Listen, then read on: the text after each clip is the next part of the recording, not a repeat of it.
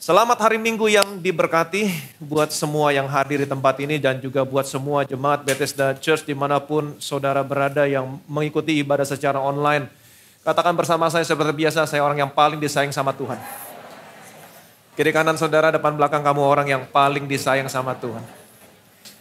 2023, the year of divine restoration. Pemulihan yang berasal daripada Tuhan. Jadi apapun milik saudara yang pernah hilang, akan dipulihkan, dikembalikan sama saudara, bukan dalam keadaan yang sama, tapi dalam keadaan yang jauh lebih baik. Lebih baik secara kualitas, juga jauh lebih baik secara kuantitas. Kenapa? Karena ingat baik-baik firman Tuhan berkata, Kisah pasal 3 ayat 21, Kristus itu harus tinggal di surga. Sampai pemulihan segala sesuatu. Jadi setelah apa yang sudah dia selesaikan di dunia ini, dia tinggal di surga. Sampai pemulihan segala sesuatu. Dia sudah bayar semua hutang dosamu. Kenapa? Karena dosa yang menyebabkan saudara kehilangan segala-galanya. Dosa menyebabkan saudara kehilangan kemuliaan Allah. Dosa menyebabkan saudara kehilangan supply. Karena sebelum manusia jatuh dalam dosa, Allah menempatkan manusia di Taman Eden dalam satu keadaan yang sempurna. Di mana semua yang manusia butuhkan sudah disuplai. Semuanya tersedia. Tapi karena manusia jatuh dalam dosa, manusia diusir dari Taman Eden. Kehilangan kemuliaan Allah, terputus dari supply. Terputus dari kesediaan, ketersediaan. Dunia menjadi dunia yang sudah jatuh. Apapun yang saudara inginkan, saudara harus mengusahakannya sendiri. Betul? Semua sudah terputus, semua sudah jatuh. Tapi Yesus datang ke dalam dunia ini, dia bayar semua hutang dosamu. Dosa yang menyebabkan saudara kehilangan segala-galanya. Setelah dia bayar hutang dosamu, dia kembali ke surga. Dia harus tinggal di sana. Sampai semua yang pernah hilang dari milik saudara harus dipulihkan. Jadi tahun ini adalah tahun pemulihan dari Tuhan. Semua milikmu yang pernah hilang, semua harus dipulihkan. Yang percaya boleh bilang amin. Jadi apapun milik saudara yang pernah hilang, dirampas atau diambil baik oleh manusia maupun oleh iblis, Tuhan akan memulihkan buat saudara. Tuhan akan kembalikan buat saudara. Tuhan yang memulihkan, bukan manusia yang memulihkan. Kalau manusia yang memulihkan pasti nggak sama seperti semula, nggak sama seperti aslinya. Pasti ada yang kurang, pasti ada cacatnya. Tapi kalau Tuhan yang memulihkan saudara, kita sudah sama-sama belajar prinsipnya. Kalau Tuhan yang memulihkan, dia akan pulihkan saudara, keadaan saudara jauh lebih baik daripada keadaan sebelum saudara mengalami kehilangan. Amin. Tuhan akan memulihkan tahun-tahun, hari-hari, bulan-bulan saudara yang hilang di masa lalu. Tuhan akan memulihkan hubungan saudara. Tuhan akan memulihkan tubuh, jiwa, roh saudara. Tuhan akan memulihkan seluruh area dalam kehidupan saudara. Yang percaya boleh bilang amin. Amin. Saya bacakan satu kesaksian. Kesaksiannya dari Gregory. Shalom, kasih karunia dan damai sejahtera Allah menyertai kita semua. Nama saya Gregory. Saya adalah jemaat Bethesda Church dan ini adalah kesaksian saya yang pertama. Saya mau menceritakan bahwa Tuhan Yesus sangat baik dan pertolongannya nyata dalam kehidupan saya dan keluarga. Tahun 2020 merupakan tahun yang sangat berat dalam kehidupan saya, di mana pada saat itu ayah yang saya kasihi meninggal dunia karena COVID-19. Waktu saya mendengar kabar tersebut, saya merasa sangat down, saya frustasi, dan saya merasa bahwa Tuhan tidak ada di sisi saya. Saya sangat khawatir dan belum siap karena saya akan menjadi satu-satunya tulang punggung dalam keluarga. Setiap hari saya dihantui oleh perasaan takut dan cemas. Apakah penghasilan saya bisa memenuhi kebutuhan keluarga, terutama ibu saya yang setiap bulannya harus kontrol bolak-balik rumah sakit karena gula darahnya yang cukup tinggi, yaitu 400 sampai 500. Dan belum lagi adik saya yang masih bersekolah. Bahkan sering muncul pikiran, apakah Tuhan masih sayang sama saya? Atau Tuhan sudah meninggalkan saya? Sampai suatu saat, waktu saya sedang beristirahat, saya membuka channel YouTube. Dan ada salah satu khotbah video Pastor Ivan yang menarik perhatian saya. Pada saat itu tema Bethesda Church tahun 2020 adalah The Year of Open Doors. Tahun di mana Tuhan akan membuka pintu-pintu yang baik dan menutup pintu-pintu yang tidak baik. Di saat itu saya merasakan damai yang luar biasa dan muncul pengharapan bahwa Tuhan pasti menyediakan segala sesuatu yang baik untuk saya. Dan yang paling saya suka adalah di mana Pastor Ivan selalu mengatakan bahwa saya adalah orang yang paling disayang sama Tuhan. Kata-kata tersebut sangat powerful dan saya selalu praktekkan pada saat saya mulai bekerja di kantor dan pada saat berdoa dengan keluarga. Sungguh saya sangat diberkati dengan pemberitaan Injil kasih karunia Allah yang mengubahkan pandangan saya tentang Tuhan. Yang selama ini saya menganggap bahwa Tuhan itu adalah Tuhan yang pemarah dan suka menghukum. Selain itu saya dan keluarga melakukan perjamuan kudus setiap hari.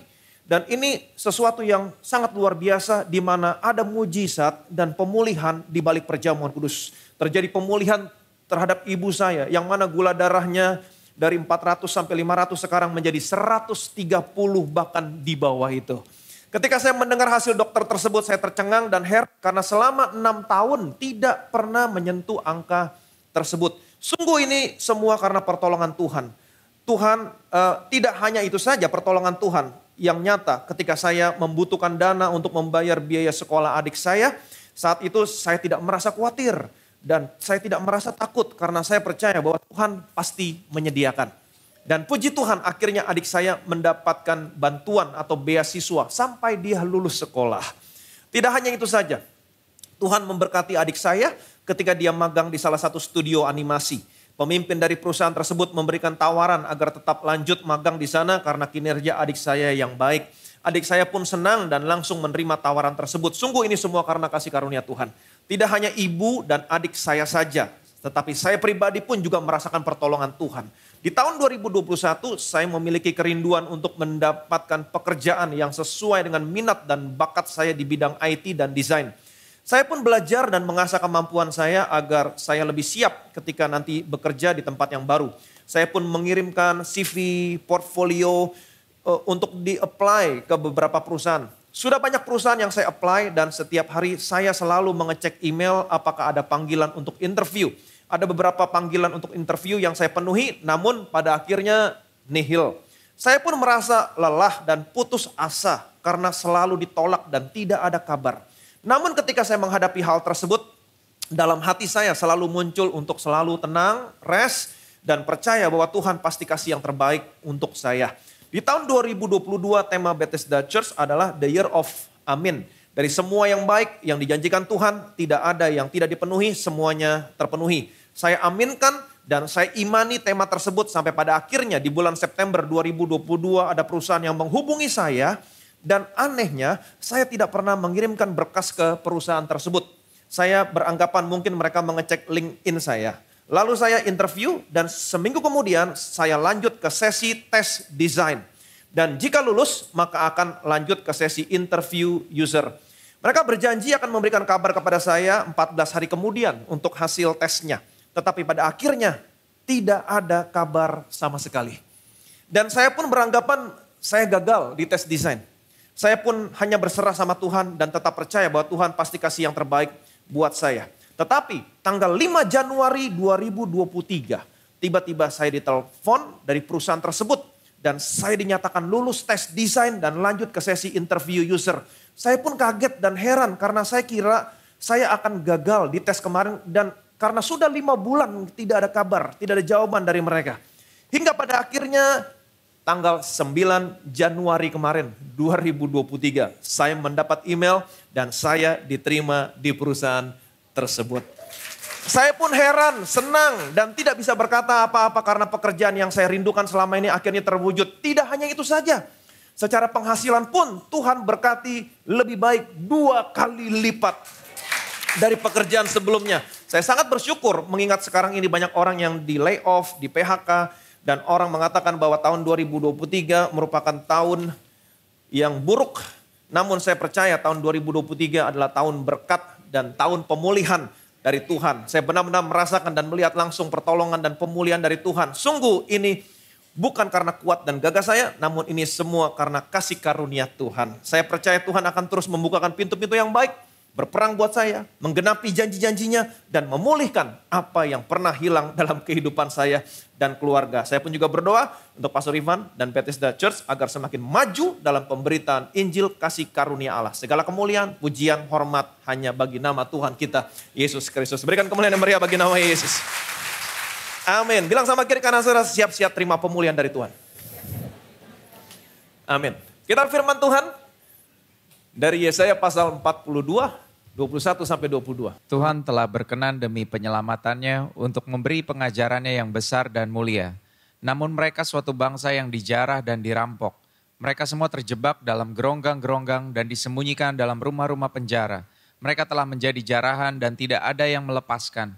Menjadi rampasan dan tidak ada yang berkata, kembalikanlah. Tuhan telah berkenan demi penyelamatannya untuk memberikan pengajarannya yang besar dan mulia. Tuhan berkenan menyelamatkan mereka. Katakan bersama saya berkenan.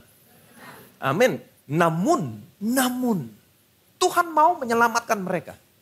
Namun, tetapi satu bangsa yang dijarah, dirampok. Mereka dijarah, mereka dirampok. Mereka semua terjebak dalam geronggang-geronggang dan disembunyikan dalam rumah-rumah penjara. Mereka dipenjara. Mereka telah menjadi jarahan dan tidak ada yang melepaskan, menjadi rampasan dan tidak ada yang berkata, kembalikan. Apa maksudnya? Perhatikan baik-baik. Tuhan mau menyelamatkan mereka. Tuhan mau menyelamatkan mereka. Tetapi mereka dijarah, dirampok, dipenjara, mereka menjadi rampasan, tidak ada seorang pun di antara mereka yang datang dan berkata sama Tuhan, kembalikan Tuhan. Padahal Tuhan mau menyelamatkan mereka. Tapi tidak ada seorang pun yang datang sama Tuhan berkata, kembalikan Tuhan. Kata kembalikan di sini, terjemahan dalam Alkitab versi New King James adalah restore. Pulihkan. Mereka dijarah, mereka dirampok, milik mereka dihabisin. Mereka dimasukin ke dalam lobang-lobang, mereka dipenjara, mereka habis-habisan, kehilangan habis-habisan. Tuhan berkenan menyelamatkan mereka. Tapi tidak ada seorang pun yang datang dan berteriak sama Tuhan, kembalikan Tuhan. Restore Tuhan, pulihkan. Tuhan berkenan memulihkan saudara. Karena apa yang anaknya lakukan. Karena anak sudah menggantikan posisimu sebagai korban penebus salah. Dia yang membayar semua hutang dosamu. Tuhan berkenan memulihkan kamu. Dia berkenan menyelamatkan kamu. Kata menyelamatkan di sini bukan hanya berbicara memindahkan saudara dari neraka ke surga. Bukan hanya itu. Menyelamatkan, soso. Apa artinya? To make whole, menyembuhkan kamu. To rescue from danger. Mengangkat saudara, menyelamatkan kamu dari bahaya. To prosper, memberkati kamu berlimpah-limpah. Tuhan berkenan memulihkan kamu. Tetapi tidak banyak orang Kristen yang mau datang ketika mereka kehilangan. Ketika mereka mengalami kehilangan, tidak banyak orang Kristen yang mau datang kepada Tuhan dan berkata, Tuhan pulihkan saya. Apakah selama ini setiap kali saudara merasa kehilangan, saudara datang sama Tuhan dan berkata, Tuhan kembalikan? Banyak orang Kristen yang saya melihat dan saya sudah sampaikan sama saudara, ketika orang Kristen mengalami kehilangan, banyak di antara mereka justru yang marah, kecewa sama Tuhan dan meninggalkan Tuhan. Mereka nggak mau datang sama Tuhan. Padahal Tuhan mau memulihkan. Tuhan mau memulihkan saudara. Tapi banyak orang Kristen yang ketika kehilangan, mereka semakin jauh. Mereka kecewa, mereka marah sama Tuhan. Dan mereka menerima keadaan mereka. Ya udahlah, karena saya bersalah, karena saya berdosa, saya terima ini sebagai penghukuman karena dosa saya. Kalau saudara mau menanggung dosa dan penghukuman, maka Yesus tidak bisa menanggung dosa dan penghukuman saudara. Ingat prinsipnya, dosa dan penghukuman tidak bisa ditanggungkan di dua tempat. Kalau Yesus menanggung dosa dan penghukuman saudara, kamu gak perlu tanggung. Tapi kalau saudara mau menanggung dosa dan penghukuman saudara sendiri, Yesus tidak bisa menanggung dosa dan penghukuman saudara. Kalau saudara mau menanggung dosa dan penghukuman saudara, saudara akan melihat dan saudara akan merasakannya. Tapi kabar baiknya, Yesus sudah menanggung dosa dan penghukuman saudara. Itu sebabnya jangan menghukum dirimu. Kenapa? Karena ada seseorang yang sudah menggantikan posisimu. Dia yang menanggung semua dosa dan penghukuman saudara. Dia sudah bayar semuanya. Dan karena apa yang dia lakukan, dia sudah kembali ke surga. Dia harus tinggal di sana sampai pemulihan segala sesuatu. Karena dia sudah bayar semua dosamu. Hari ini Tuhan berkenan memulihkan kamu. Itu sebabnya supaya pemulihan terjadi dalam hidupmu. Prinsip yang pertama yang hari kita pelajari. Supaya pemulihan terjadi dalam hidupmu. Saudara harus percaya Tuhan adalah Tuhan yang memulihkan. Tuhan berkenan memulihkan kamu. Jadi setiap kali saudara merasa kehilangan, setiap kali, apapun kehilangan, saudara harus datang sama Tuhan dan berkata, Tuhan, kembalikan. Amin. Mulai hari ini datang sama Tuhan, apapun kehilanganmu, datang sama Tuhan dan berkata, Tuhan kembalikan. Restore Tuhan. Pulihkan saya Tuhan. Amin. Jangan malu-malu. Kenapa? Karena sudah ada yang bayar. Kalau sudah ada yang bayar, saudara, iblis berkata, kamu harus bayar. Enggak, saya nggak perlu bayar. Kenapa? Karena saya sudah ada yang bayar.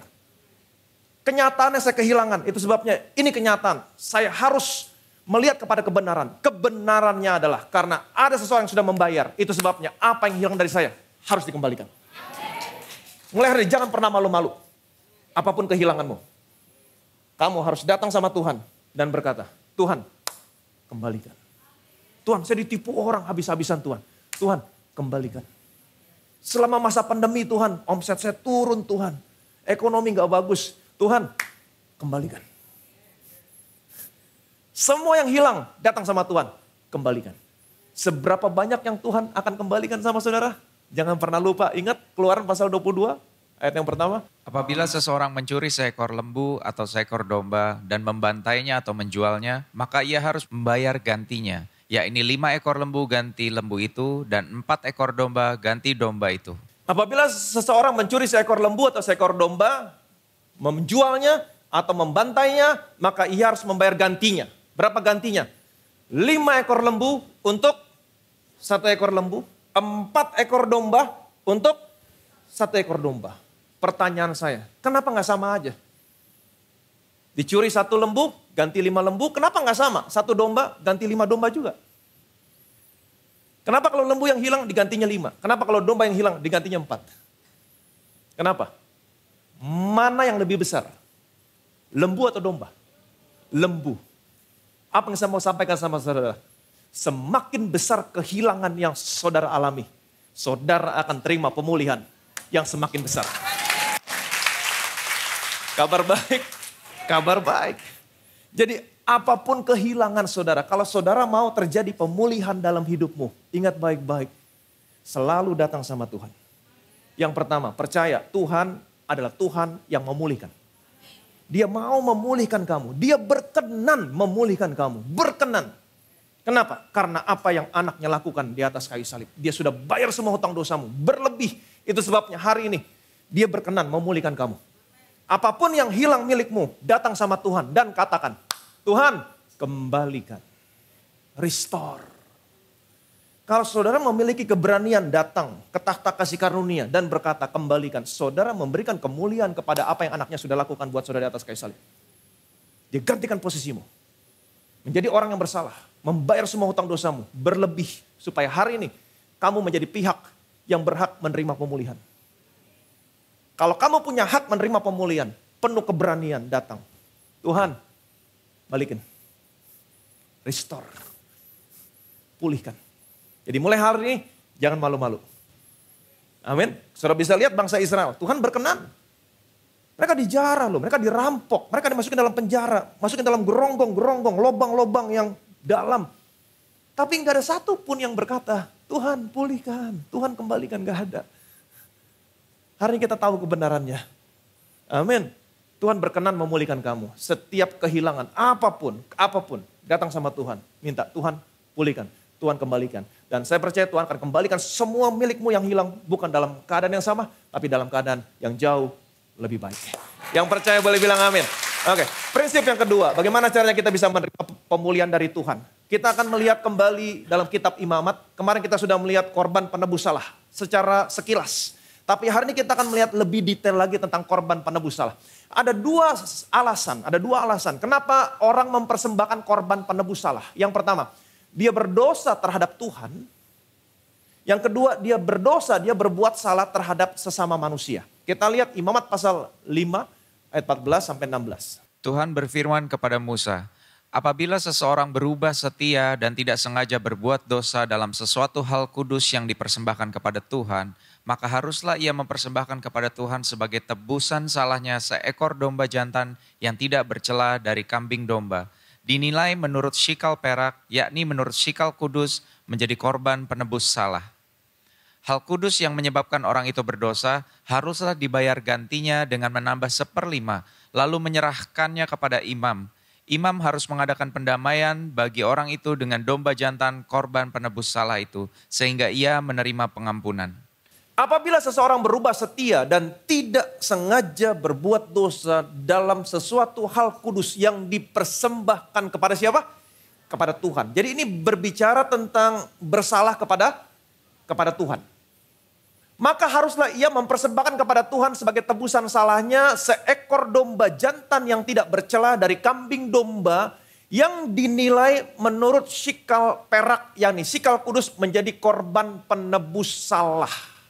Anak domba jantan yang tidak bercacat, tidak bercela, yang diukur, ditimbang menurut shikal perak di sini sesungguhnya berbicara tentang siapa? Tidak lain, tidak bukan, berbicara tentang siapa? Tentang Yesus. Betul? Jadi Yesus adalah korban penebus salah buat saudara, buat saya. Yang percaya boleh bilang amin. Amin. Ayat yang ke-16. Hal kudus yang menyebabkan orang itu berdosa terhadap Tuhan. Haruslah dibayar gantinya dengan menambah 1/5. Apa tadi gantinya? Korban penebus salah. Berupa apa korbannya? Anak domba jantan yang tidak bercacat, yang tidak bercelah. Dan ditambah berapa? 1/5. 1/5 artinya berapa persen? 20%. Dia harus membayar korban penebus salah, anak domba jantan seutuhnya 100%, ditambah 20%. Betul? Ditambah 20%. Jadi dia harus bayar 120%. Jadi kalau ada orang Israel yang berbuat salah terhadap Tuhan, dia datang sama Musa dan Musa berkata, kamu harus mempersembahkan korban penebus salah.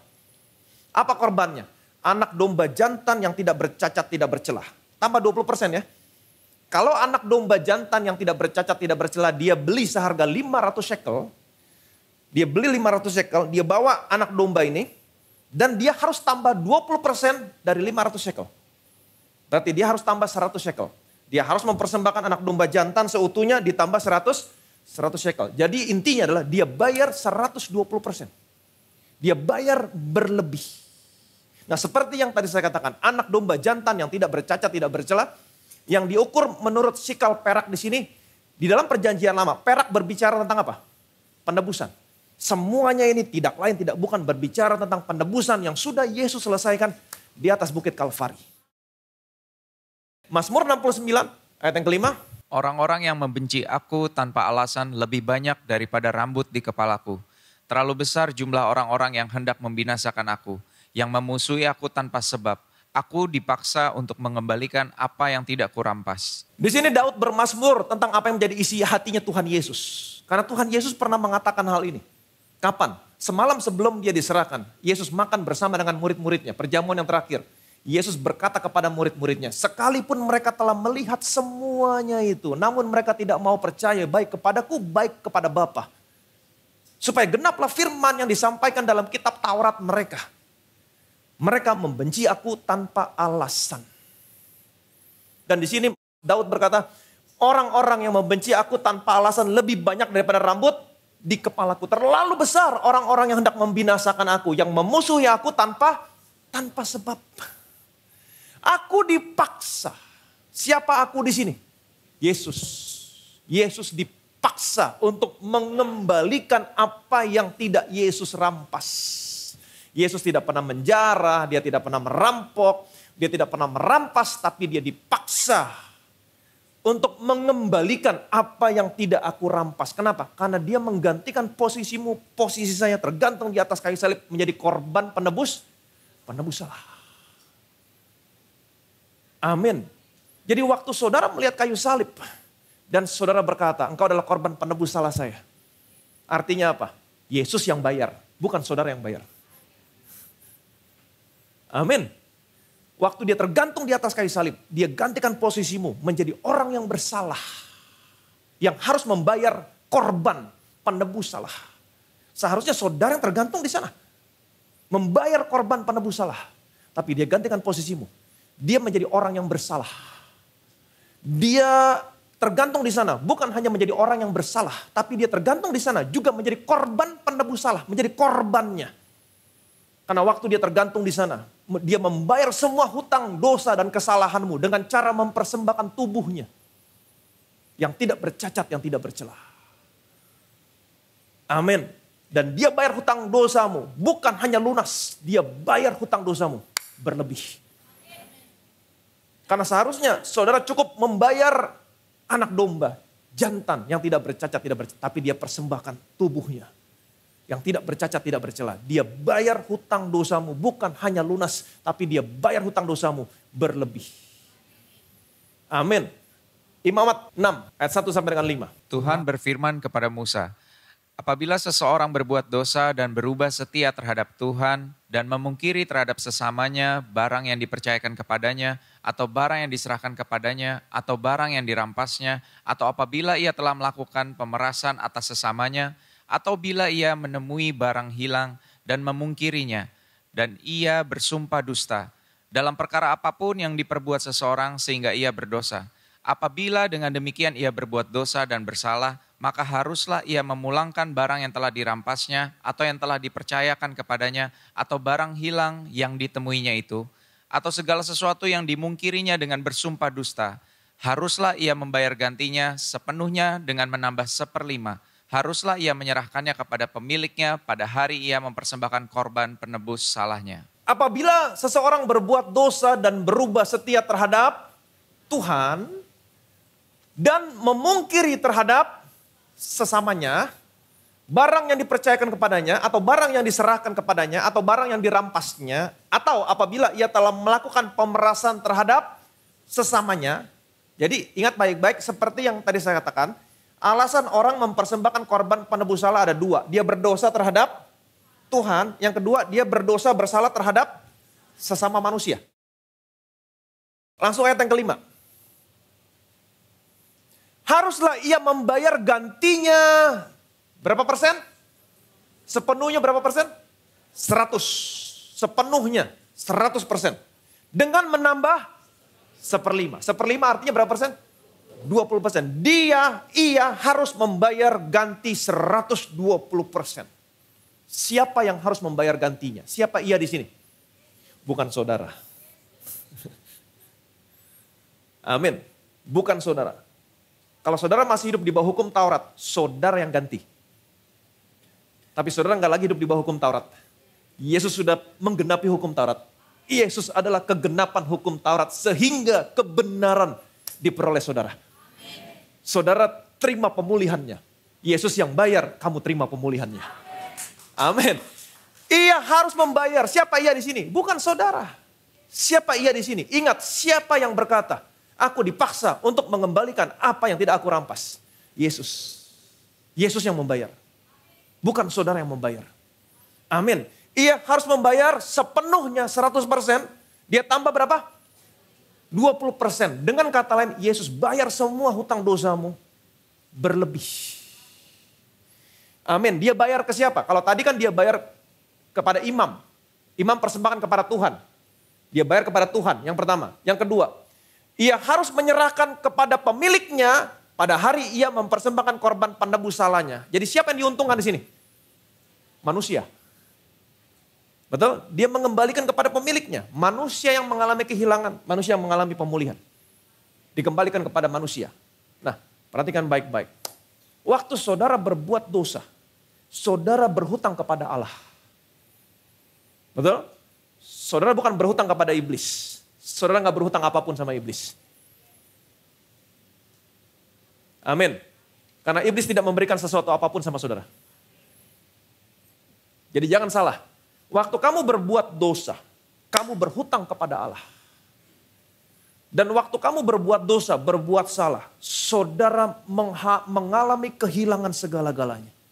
Kehilangan kemuliaan, kehilangan supply, kehilangan semuanya. Tapi hari ini kita punya kabar baik. Ada seseorang yang begitu mengasihimu. Dia gantikan posisimu di atas kayu salib.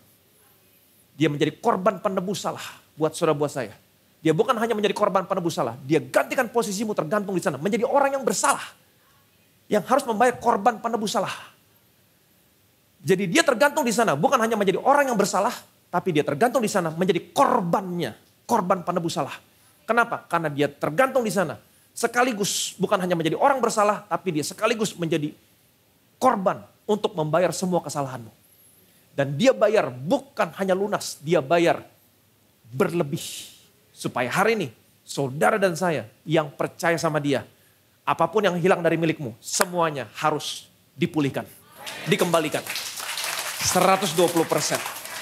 Yang percaya boleh bilang amin. Jadi jangan menghukum dirimu sendiri. Amin. Dosa dan penghukuman yang sudah Yesus tanggung di atas kayu salib. Dan kalau kamu tahu kebenaran ini, itu sebabnya setiap kali kamu kehilangan, datang sama Tuhan. Karena sudah ada yang bayar. Tuhan, kembalikan. Apa yang hilang, kembalikan.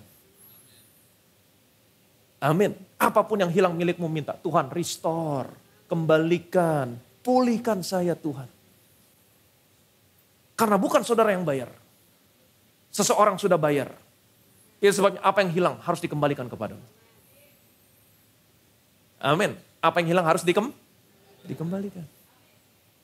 Amin. Jadi ingat baik-baik, Tuhan sudah bayar semua hutang dosamu. 120%. Amin. Pertanyaan saya, kapan istilah 1/5 pertama kali muncul dalam Alkitab? Kapan? Dalam cerita tentang Yusuf. Masih ingat cerita tentang Yusuf? Alkitab menceritakan satu hari Firaun bermimpi. Dan tidak ada seorang pun yang bisa mengartikan mimpinya Firaun. Hanya Yusuf yang bisa mengartikan mimpinya Firaun. Yusuf mengartikan mimpinya Firaun bahwa nanti akan ada 7 tahun kelimpahan. Dan juga setelah itu akan ada 7 tahun kelaparan. Kemudian Yusuf memberikan saran kepada Firaun. Apa yang harus Firaun lakukan selama masa 7 tahun kelimpahan. Kejadian pasal 41, 33-34. Oleh sebab itu, baiklah tuanku Firaun mencari seseorang yang berakal budi dan bijaksana dan mengangkatnya menjadi kuasa atas tanah Mesir. Baiklah juga tuanku Firaun berbuat begini, yakni menempatkan penilik-penilik atas negeri ini dan dalam ke-7 tahun kelimpahan itu memungut 1/5 dari hasil tanah Mesir. Oleh sebab itu baiklah tuanku Firaun mencari seseorang yang berakal budi dan bijaksana dan mengangkatnya menjadi kuasa atas tanah Mesir. Jadi Yusuf memberikan saran kepada Firaun. Baiklah juga tuanku Firaun berbuat begini, yakni menempatkan penilik-penilik atas negeri ini dan dalam 7 tahun kelimpahan, sebelum datang 7 tahun kelaparan. Memungut 1/5 dari hasil tanah Mesir, 1/5 dari tanah Mesir disimpan. 1/5 artinya berapa persen? 20%. Dari hasil tanah Mesir disimpan 20% selama 7 tahun kelimpahan. Ini prinsip yang baik yang bisa saudara terapkan dalam hal keuangan saudara. Di tahun 2023 ini, sebisa mungkin, kalau bisa, tapi saya percaya pasti bisa lebih. Sebisa mungkin dari penghasilanmu 20% ditabung. Gak ada yang bilang amin. 20% simpan.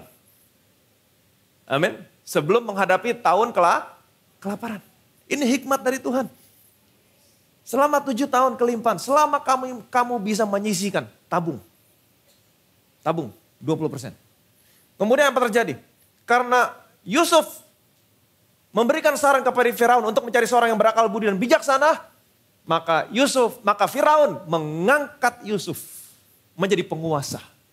Karena Firaun berkata, bagaimana mungkin kita bisa menemukan orang seperti ini yang diurapi roh Allah. Kemudian Firaun melakukan semua yang disarankan oleh Yusuf. Selama 7 tahun kelimpahan, tanah Mesir mengeluarkan hasilnya. Kemudian mereka menyimpan di dalam lumbung-lumbung. Dan setelah 7 tahun kelimpahan, apa yang terjadi? Terjadi 7 tahun kelaparan. Kelaparannya begitu hebat. Terjadi kelaparan di seluruh dunia. Sehingga semua orang Mesir, bukan hanya orang Mesir, seluruh bangsa, Alkitab berkata, datang ke Mesir untuk membeli gandum. Karena hanya di Mesir ada gandum. Mereka datang membawa uang untuk membeli gandum. Setelah uang mereka habis, mereka membawa ternak sebagai pengganti makanan untuk membeli gandum. Kemudian setelah uang habis, ternak habis, mereka datang sama Yusuf dan berkata, uang kami habis, ternak kami juga habis. Belilah kami, belilah tanah kami. Perhatikan baik-baik. Berkatalah Yusuf kepada rakyat itu, Pada hari ini aku telah membeli kamu dan tanahmu untuk Firaun. Inilah benih bagimu supaya kamu dapat menabur di tanah itu. Mengenai hasilnya, kamu harus berikan 1/5 bagian kepada Firaun. Dan yang 4 bagian lagi, itulah menjadi benih untuk ladangmu dan menjadi makanan kamu dan mereka yang ada di rumahmu dan menjadi makanan anak-anakmu. Lalu berkatalah mereka, engkau telah memelihara hidup kami. Asal kiranya kami mendapat kasih Tuanku, biarlah kami menjadi hamba kepada Firaun. Yusuf membuat hal ini menjadi suatu ketetapan mengenai tanah di Mesir sampai sekarang, yakni bahwa 1/5 dari hasilnya menjadi milik Firaun, hanya tanah para imam tidak menjadi milik Firaun. Jadi mereka datang, uang habis, ternak habis, beli kami, beli tanah kami. Yusuf berkata kepada rakyat, pada hari ini aku telah membeli kamu dan tanahmu. Untuk siapa? Firaun. Inilah benih bagimu. Jadi setelah Yusuf membeli semua orang Mesir, seluruh tanahnya, setelah itu Yusuf berkata, ini benih bagimu. Supaya kamu dapat menabur di tanah itu. Mengenai hasilnya, kamu harus berikan berapa? 1/5. 1/5 artinya berapa persen? 20%. Untuk siapa? Untuk Firaun. Amin. Jadi perhatikan baik-baik. Yusuf membeli seluruh orang Mesir, seluruh tanah Mesir, seluruh artinya berapa? 100%. Kemudian dikasih benih. Kamu tabur di ladang kamu. Mengenai hasilnya 20%. Dia beli seluruh rakyat, seluruh tanah untuk siapa? Firaun. Kemudian hasilnya 1/5, 20%. Yusuf kasih ke siapa? Firaun. Yusuf merupakan gambaran tentang siapa? Yesus. Yesus sudah membayar semua hutang dosamu. Dia sudah tebus kamu, dia sudah beli kamu. Dia bayar semua hutang dosamu, penghukumanmu, pelanggaranmu. Dia bayar 120%. Kepada siapa? Kepada Allah. Kamu harus tahu kebenaran. Kebenaran itu yang memerdekakan kamu. Bukan kamu yang bayar. Yesus yang bayar. Kalau saudara tahu bahwa semua hutang dosamu sudah dibayar Yesus, bagaimana caranya kamu menempatkan dirimu supaya terjadi pemulihan dalam hidupmu? Bagaimana caranya? Perhatikan baik-baik. Kata pemulihan, restoration. Di dalam kata restoration ada kata rest. Supaya terjadi pemulihan dalam hidupmu, saudara harus rest. Percaya sama apa yang sudah Yesus lakukan. Kamu harus rest, kamu harus percaya bahwa dia sudah bayar semua hutang dosamu. Berlebih. Supaya hari ini kamu yang percaya kepadanya, kamu terima pemulihan. Rest. Amin. Engkau yang memelihara hidupku, Tuhan pelihara hidup saudara, rest. Amin. Jadi kalau hari ini saudara sakit, bagaimana caranya kamu menempatkan dirimu? Lihat kayu salib. Rest. Tuhan, engkau sudah menjadi korban penebus salah buat saya. Engkau sudah membayar semua dosa kesalahan saya. Dengan mempersembahkan tubuhmu yang tidak bercacat, tidak bercelah. Tubuhmu dihancurkan, diremukan di sana. Orang mengira engkau kena tulah, dipukul, ditindas Allah. Tapi Yesaya mengatakan sesungguhnya engkau menanggung penyakit saya. Amin. Menanggung kesengsaraan saya. Supaya hari ini oleh bilur-bilurmu, bukan hanya saya disembuhkan, tapi saya terima pemulihan 120%. Artinya bukan hanya saya disembuhkan, tapi saya terima hidup yang sehat, terima tubuh yang kuat, lebih sehat, lebih kuat daripada sebelum saya sakit. Amin. Jadi datang sama Tuhan, datang. Yang sakit datang sama Tuhan. Karena kamu tahu ada seseorang yang sudah bayar semua hutang dosamu. Datang dan katakan, Tuhan, restore. Pulihkan Tuhan. Amin. Kembalikan Tuhan, kembalikan. Tuhan kembalikan kan dong. Kan udah ada yang bayar Tuhan. Yesus yang bayar. Bukan saya yang bayar. Amin. Kalau saudara pergi ke restoran, ya kan, teman saudara udah bayar. Ini kesalahan restorannya. Ternyata saudara bayar lagi. Karena restorannya masih jadul, nggak pakai sistem register apa, jadi bisa bayar 2 kali, bikin bon tulis tangan. Teman saudara udah bayar, saudara datang, saudara bayar lagi. Ternyata udah tahu, udah gue bayar. Saudara balik lagi, balikin duit gue. Betul? Saudara akan datang dan bilang, balikin. Kan teman saya udah bayar. Oh iya maaf, dibalikin.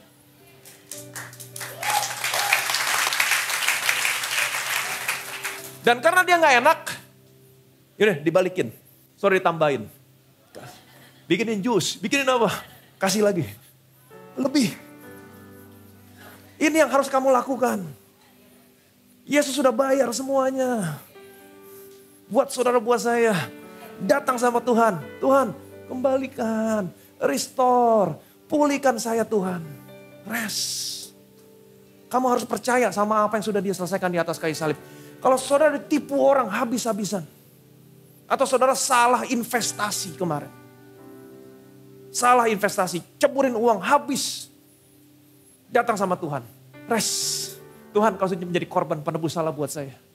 Engkau dipaksa untuk mengembalikan apa yang tidak engkau rampas. Supaya hari ini apapun yang hilang dirampas dari saya Tuhan. Kembalikan Tuhan. Pulihkan saya Tuhan. Amin. Restore. Kalau hari ini saudara difitnah orang, dilupakan. Kemudian tidak dipercaya lagi. Datang sama Tuhan, rest. Tuhan, engkau sudah menjadi korban penebus salah buat saya. Orang yang membenci engkau lebih banyak daripada rambut di kepalamu. Mereka membenci engkau tanpa alasan. Kalau hari ini saudara dibenci orang, dilupakan, difitnah, dan sekarang dilupakan tanpa alasan, tiba-tiba dibuang begitu aja, datang sama Tuhan. Minta pemulihan.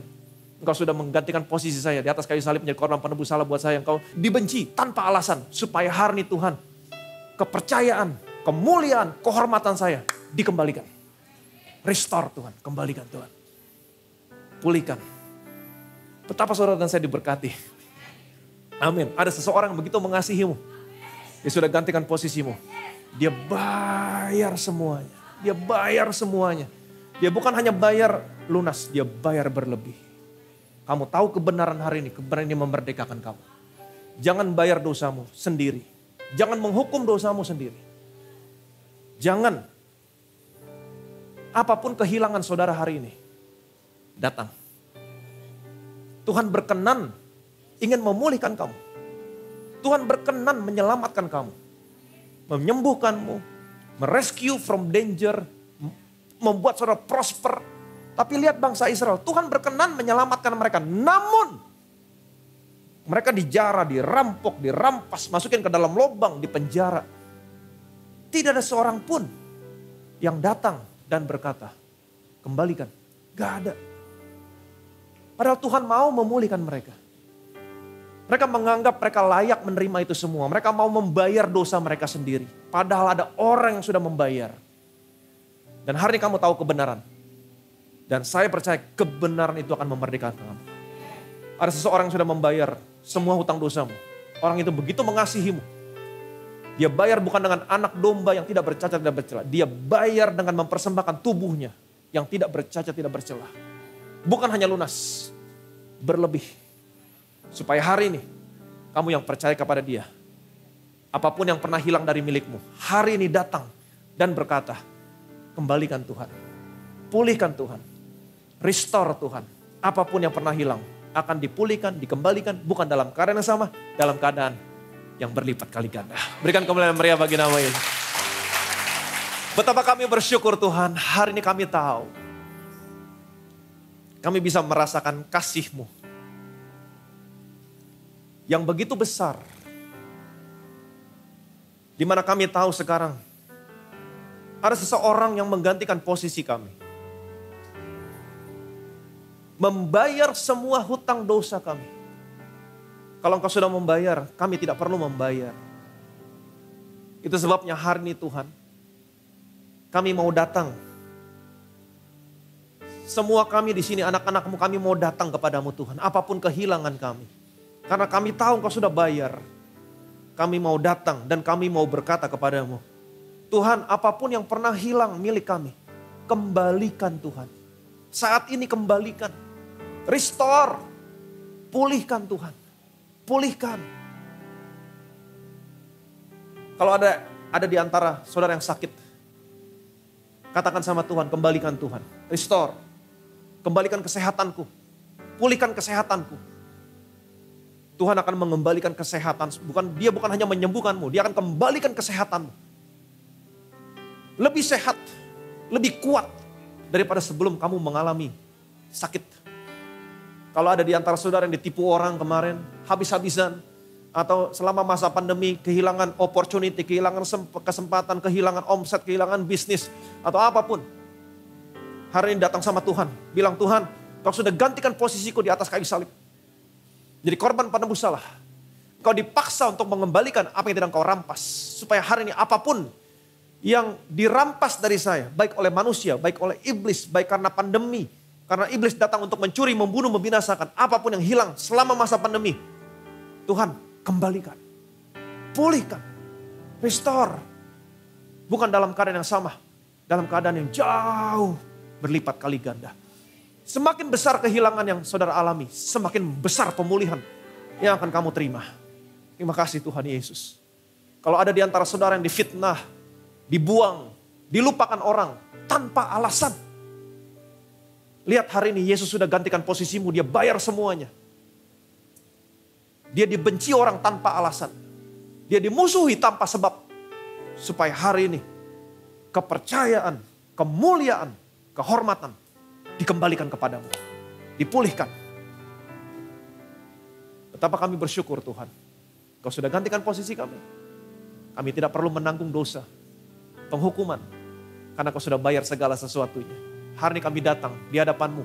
Berkata pulihkan, kembalikan, restore. Dan kami percaya semua anak-anak-Mu di tempat ini. Apapun yang pernah hilang dari milik mereka. Dikembalikan, dipulihkan. Bukan dalam keadaan yang sama. Dalam keadaan yang jauh lebih baik. Segala kemuliaan, segala hormat, segala pujian hanya bagi nama Tuhan kita, Yesus Kristus. Semua yang terima pemulihan, sama-sama kita katakan. Amin.